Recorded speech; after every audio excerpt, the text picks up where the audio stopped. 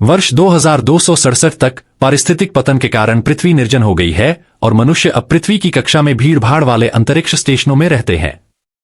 जिनके पास पर्याप्त पैसा है वे रिया ग्रह पर भाग जाते हैं, जहां वे एक नया जीवन शुरू कर सकते हैं। लॉरा अपनी बहन के साथ रिया में शामिल होना चाहती है, इसलिए उसने पैसे के लिए कार्गो जहाज कसांड्रा पर चालक दल के डॉक्टर के रूप में नौकरी कर ली है। स्टेशन 42 की यात्रा में पहुंचने में 4 साल लगेंगे और वापस आने में 4 और, इसलिए चालक दल क्रायोस्लीप में चला जाएगा और चीजों पर नजर रखने के लिए 8 महीने तक एक समय में एक व्यक्ति जागता रहेगा। जाने से पहले लॉरा अपनी बहन को एक आखिरी वीडियो संदेश भेजती है। जब वह कसांड्रा में सवार होती है तो लॉरा चालक दल से मिलती है, कप्तान लैक्रोइक्स, प्रथम अधिकारी लिंडबर्ग, सिस्टम प्रशासक योशिदा, प्रोकोफ और वेस्पुची। डेकर भी है, जो सरकार द्वारा भेजा गया एक स्काई मार्शल है, क्योंकि हाल ही में जहाजों पर कट्टरपंथी न्योलुडाइट समूह मशीन स्ट्राइकर्स द्वारा हमला किया गया है, जो मशीनों के अंदर रहने के खिलाफ है। उनका नेता ब्रुकंद अभी भी फरार है, क्योंकि उसने कुछ स्टेशनों पर बमबारी की थी, इसलिए उन्हें उस पर नजर रखनी होगी। चालक दल क्रायोस्लीप में प्रवेश करता है और 3 साल तक सब कुछ शांतिपूर्वक चलता है। जब लॉरा के जागने की बारी आती है तो उसे अपनी बहन एरियन का एक संदेश मिलता है, जिसमें वह आतंकवादी हमलों पर अपनी चिंता व्यक्त करती है।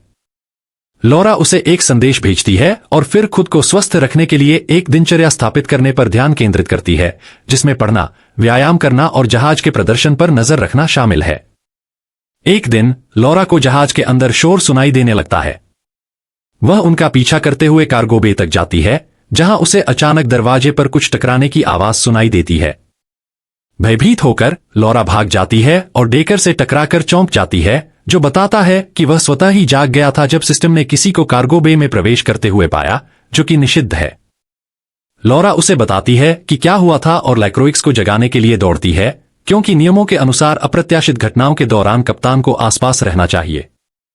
लैक्रोइक्स के जागने के बाद लैक्रोइक्स यह मानना चाहता है कि हवा के दबाव ने उन्हें उछाला, लेकिन फिर वह सिस्टम लॉग की जांच करता है और लॉरा की शिफ्ट के दौरान कई अवैध पहुंचों का पता लगाता है। उसके बाद तीनों सूट पहनते हैं और कंटेनमेंट क्षेत्र में प्रवेश करते हैं। गेट को खुला रखने के लिए उस पर एक धातु की प्लेट छोड़ देते हैं।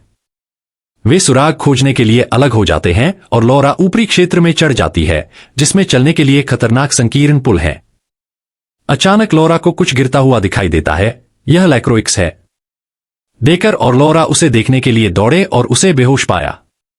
उस समय प्लेट मुड़ने के कारण गेट बंद होने लगता है, इसलिए डेकर लैक्रोइक्स को उठाता है और लॉरा के साथ बाहर निकलने के लिए दौड़ता है, इससे पहले कि वे अंदर बंद हो जाए। जब तक वे बाहर निकलते हैं, लैक्रोइक्स मर चुका होता है। प्रोटोकॉल का पालन करते हुए लिंडबर्ग कप्तान बन जाती है और वह तुरंत कार्य सौंपती है। योशिदा को संदिग्ध गतिविधि के लिए लॉग का निरीक्षण करना चाहिए, लॉरा को लैक्रोइक्स का शव परीक्षण करना चाहिए और प्रोकोफ और वेस्पुची को गेट को ठीक करना चाहिए। शव परीक्षण के दौरान लॉरा ने पुष्टि की कि लैक्रोइक्स की मृत्यु गिरने से हुई थी। उसे यह भी पता चलता है कि उसकी एक आंख एक प्रत्यारोपण है। वह और डेकर आंख को कंप्यूटर से जोड़ते हैं और लैक्रोइक्स के अंतिम क्षणों की रिकॉर्डिंग की जांच करते हैं। उनके आश्चर्य के लिए लैक्रोइक्स को एक खुला रोकथाम इकाई मिलती है, जिस पर एक बायोहाजर्ड चेतावनी होती है, जिसका कोई मतलब नहीं होता क्योंकि उन्हें निर्माण सामग्री का परिवहन करना चाहिए था। जबकि प्रोकोफ और वेस्पुची ने पाया कि गेट के गियर किसी तरह टूट गए, वे अंदर और भी गहराई में जाते हैं और पाते हैं कि सभी इकाइयां मोटी पाइपों से जुड़ी हुई हैं।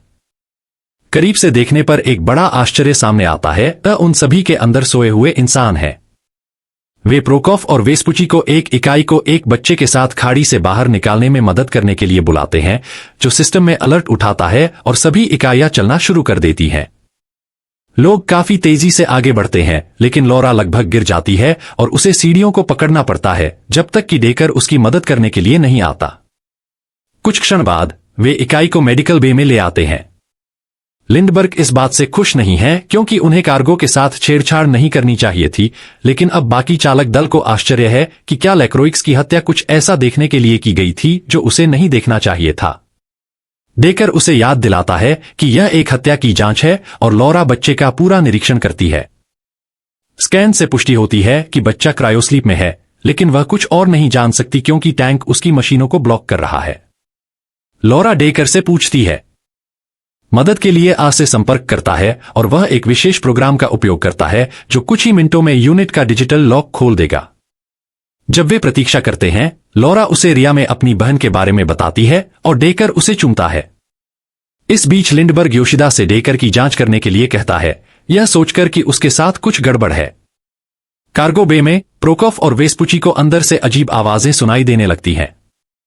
एक बार जब कंटेनर आखिरकार अनलॉक हो जाता है तो लॉरा उस बच्चे को करीब से देखती है और पता लगाती है कि लड़की की रीढ़ में एक पूर्ण वर्चुअल रियलिटी कनेक्टर लगा हुआ है, ऐसा कुछ जिसे लॉरा ने पहले कभी नहीं देखा था।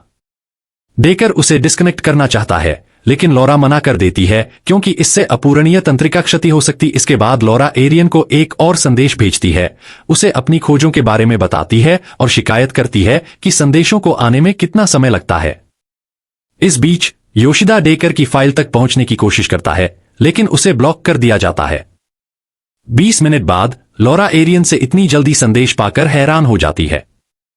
क्या हो रहा है इस बारे में उलझन में वह डेकर का सामना करती है और उससे पूछती है कि वह रहस्य क्यों रखना चाहता है और वह इकाइयों को खोलना क्यों जानता है। जवाब देने के बजाय डेकर उसे चूम लेता है और उन दोनों के बीच मस्ती शुरू हो जाती है।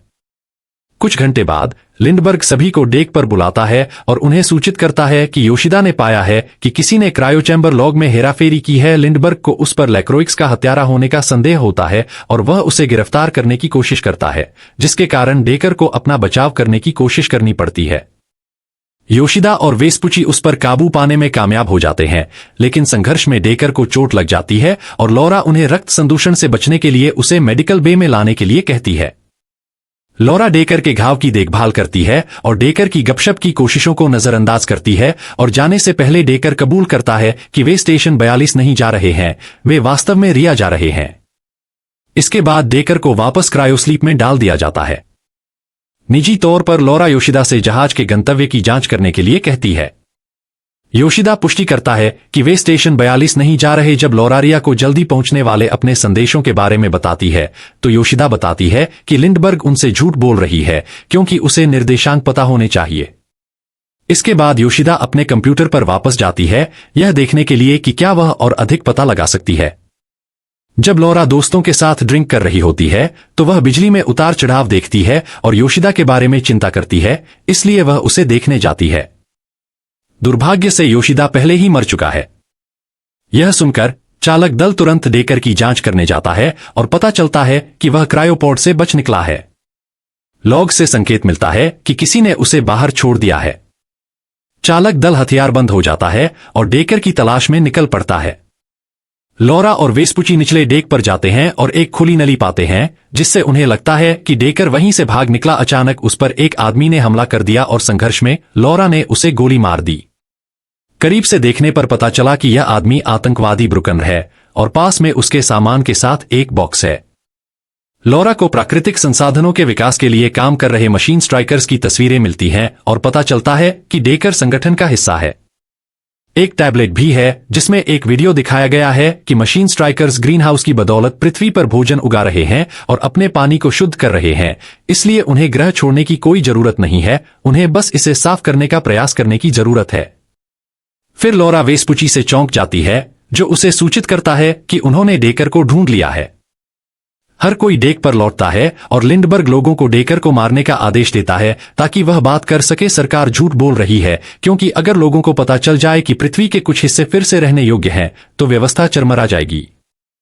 डेकर ने स्वीकार किया कि ब्रुकन पागल हो गया था और उसने लैक्रोइक्स को मार दिया, लेकिन योशिदा को नहीं।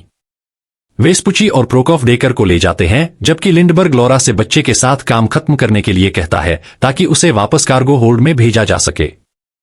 लिंडबर्ग यह भी चाहता है कि लॉरा क्रायोस्लीप में वापस चली जाए, उसने उसकी शिफ्ट संभालने का वादा किया। शक होने पर लॉरा अपनी बंदूक निकाल लेती है लेकिन लिंडबर्ग उससे पहले ही उसे बांध देता है। लिंडबर्ग समझाता है कि रिया पर समझौता वास्तव में विफल हो गया और सिमुलेशन केवल अस्थायी है जब तक कि वे टेराफॉर्म करने के लिए एक नया ग्रह खोजने में कामयाब नहीं हो जाते। यह अनुकरण लोगों को उम्मीद के साथ जीवित रहने की अनुमति देता है और लिंडबर्ग किसी को भी रास्ते में आने की अनुमति नहीं देगा, इसलिए वह लॉरा और डेकर को इस बहाने से मार देगा कि उन्होंने कप्तान को मार दिया।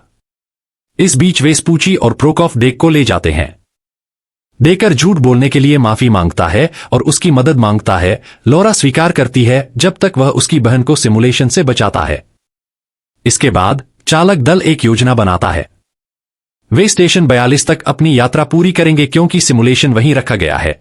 इसलिए डेकर पृथ्वी पर सच्चाई के साथ एक संदेश भेजने के लिए लॉरा को सिस्टम से जोड़ेगा। फिर वे एंटीना को उड़ा देंगे।